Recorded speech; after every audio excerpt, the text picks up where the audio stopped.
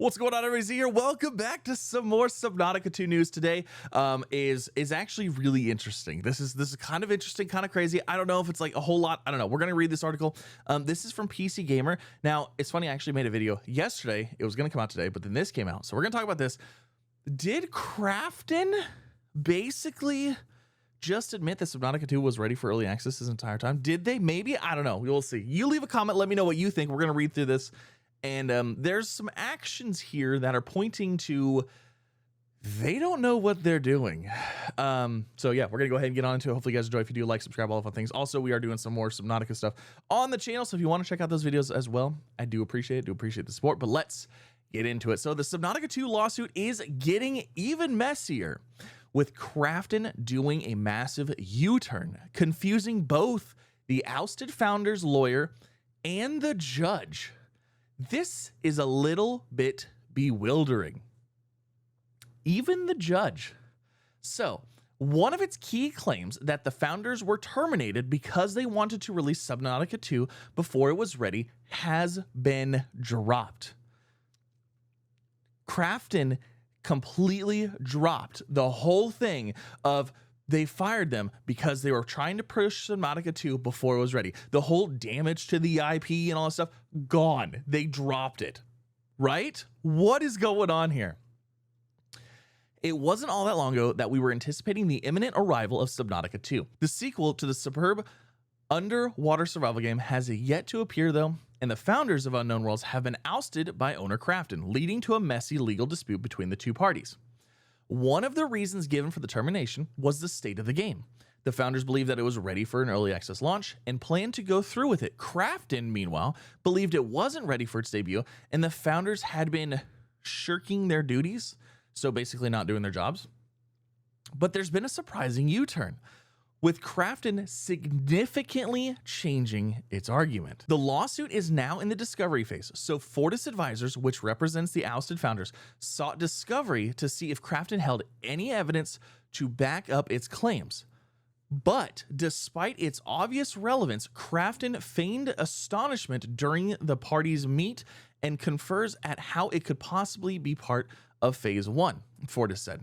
Essentially, Krafton said that documents relating to the readiness of the game were irrelevant to the termination, which is what this phase of discovery is focused on. Despite this being the reason cited in the termination notices, which was also repeated publicly and in court, the termination notices of the founders gave one reason for their termination, said Fortis. And that was the supposed lack of readiness of Subnautica 2 for release. Krafton reiterated that basis for its actions repeatedly. Fortis called it a seismic shift in the case and a little bit bewildering. This was also echoed by the judge, Lori W. Will, when the parties met for a ruling on the filed motion, saying, well, that's something that we definitely need to get to the bottom of today, because that is precisely what was cited as the reason in the answer. Krafton's representatives were not clear about why this argument had been taken off the table, only that it has been, and that it's no longer why they're saying the founders were terminated. Instead, Krafton is focusing on the argument that the founders abandoned their posts and deceived their employer. Causing more confusion is the accusation that the founders downloaded files and kept devices with confidential information on them. This only came to light after the termination, so its relevance has been questioned. Krafton's position is that this justified their termination after the fact, and it filed a motion to forensically inspect the founders' devices. The founders, meanwhile, contend that they have the right to those documents and devices, and the motion is too invasive. And to the latter point, the judge agreed. Fortis also alleged that Krafton hasn't been playing ball, pushing back against some of its requests for discovery and refusing to confer. It claimed it needs emails and documents that relate to the earnout. The founders have accused Krafton of intentionally delaying the game so it wouldn't have to pay $250 million earnout. But Krafton is only willing to provide data from 2 people high up in the company rather than employees who were on the ground. Another point of contention is what documents Krafton is willing to provide, specifically only where the word earnout intersects with the word termination. That's very narrow, the judge replied. That sounds like a really terrible email for someone to write, and it's hard for me to imagine that they'd be that blunt about it. So, you know what? Let's just finish this article, and then we're going to go back. We'll kind of nitpick it here a little bit. Krafton also argued that the plaintiff requested too many custodians, people who possess relevant data, and that it would take too long. The judge agreed that the number was too high, but the two parties would need to confer, something that Krafton had previously declined to do after it changed its argument. That's very frustrating, the judge said. The discussion of the motions ended with both parties agreeing to confer at least, and confirmation that the game readiness was not the reason why the founders were terminated. Still, the whole thing remains rather messy, and it continues to be unclear why Krafton has made a U-turn when it was so adamant before that the state of Subnautica 2 was one of the reasons the founders were fired. Still, the whole thing remains rather messy, and it continues to be unclear why Krafton has made such a U-turn when it was so adamant before that the state of Subnautica 2 was one of the reasons the founders were fired, which only happened after discovery was sought. What does seem clear, though, is that this likely won't be resolved anytime soon. So, what is going on here? Basically, if you don't remember, I'm going to get you kind of caught up here. Basically, what happened is Subnautica 2, Krafton fired the three, right? And the OG3 came back and said, we were fired wrongly. Krafton came back and said, we had the right. There's this whole document out there. You can check out my videos on it. They had this whole document of, it's our IP. You were going to damage it. You were trying to push it. It wasn't ready. We had internal testers that say it wasn't ready. All this stuff. Their whole thing was it wasn't ready and it was going to be damaging to the Subnautica IP. That's why you had to fire you. We had to fire you to save our product. That's what they said. That was their whole answer to that. They just backtracked on all of that. They said never mind because they were sought discovery. Down here, it specifically says the whole thing. It's crazy, but which only happened after discovery was sought. They only decided to change their minds after discovery was sought. They said, okay, prove it. Prove what you're saying. Prove that Subnautica 2 is not ready for early access. Prove that it would be detrimental, and prove that you need to do that. And they said no. They backed down. They're like, okay, never mind. We're not going to do that anymore. So now the only thing that they have is that, oh, well, they weren't doing their jobs. Okay. And the whole thing with the unknown worlds of, well, they took documents, which they found out after the fact. So it sounds like, to me, it sounds like they're trying to fire them first and then come up with a reason later. It sounds like they have no idea what they're doing. And it sounds like they have no proof of anything and that they can't justify this in court. And what else is crazy to me, and maybe this is like a difference of, a cultural difference, things like that, because like I said, Krafton it's a Korean-based company. So maybe they were just expecting to fire back that lawsuit and then just to drop out and be like, okay, well, maybe they're used to this whole, like, well, we're the big dogs, so you're going to back down. Maybe like this is a different thing where now it's a US court and they're like, hey, you have to prove what you're saying. We're not just going to back down. You know what I mean? Maybe there's a little bit of difference there, as to what the expectation of this outcome was actually going to be. But like with them doing this, and with them not willing to prove that Subnautica 2 was not ready for early access, does that mean that Subnautica 2 was ready for early access and they just admitted it? Because if it wasn't, prove your point. Why not? Go ahead, prove it. Prove it wasn't ready. But you can't. So that makes people kind of wonder, was it ready? And now you don't have a leg to stand on? And now you're trying to do all this other stuff? Like, there's some crazy stuff going on here. And like, I know there's been people on both sides of it. There's people on, on the OG dev side. There's people on the Krafton side, whatever side you're on. I don't really care.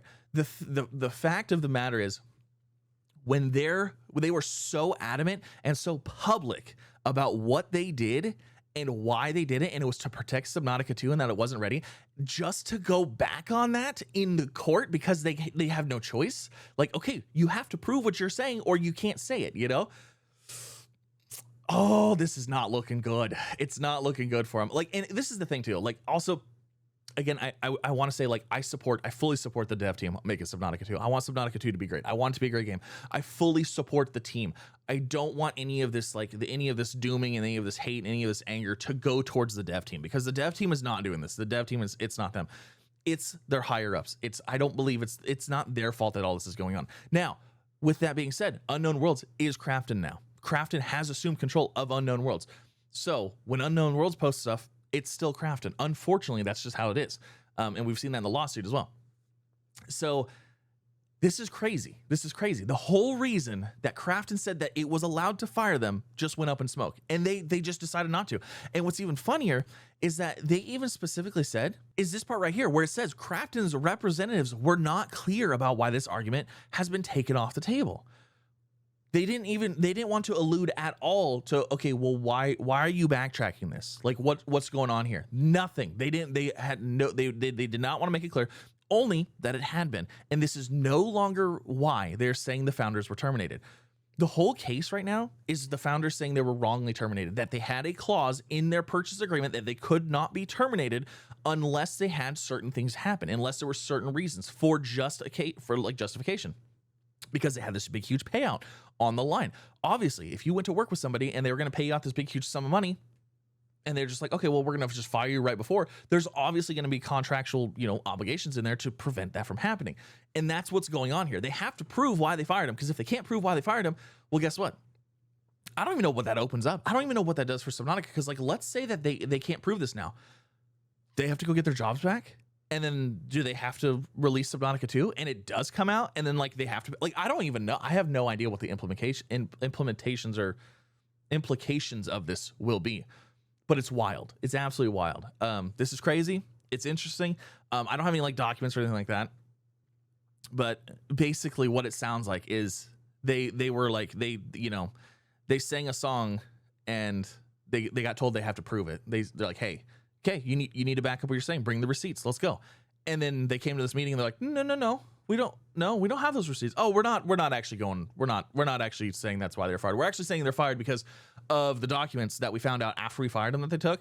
We're going to say that is why, and that they weren't doing their jobs, their positions or whatever. So yeah, that's what we're going to say. We're not going to say any of the other stuff that we publicly have said already. So it's wild. Leave your comments. Let me know what you think. Again, everything here is just my opinion. I'm reading this article. I'll have a link down below to it. This is PC Gamer. This is crazy. I wasn't expecting this. So they basically kind of backed out of the whole first thing, which to me, that was the only one that they had, the only argument that they had. I don't think the whole unknown worlds thing was even an argument. I think that was just a play for them to try to get information to not be used against them in the court thing, because as far as I know, the OG devs still have all their receipts. They still have all their emails. They still have everything to prove everything that they claimed. Whereas Krafton came back, said all this stuff, they have nothing to prove now. So they want to get that off the table. They're like, nope, that's not what's happening. So I don't know what's going on. It's wild. Make sure leave a like on the video. Subscribe if you haven't already. Also, if you want to check out some of my other videos, we have some Subnautica Red Plague going on right now. We also have some Astroneer going on. We have some new games coming out as well. Very exciting.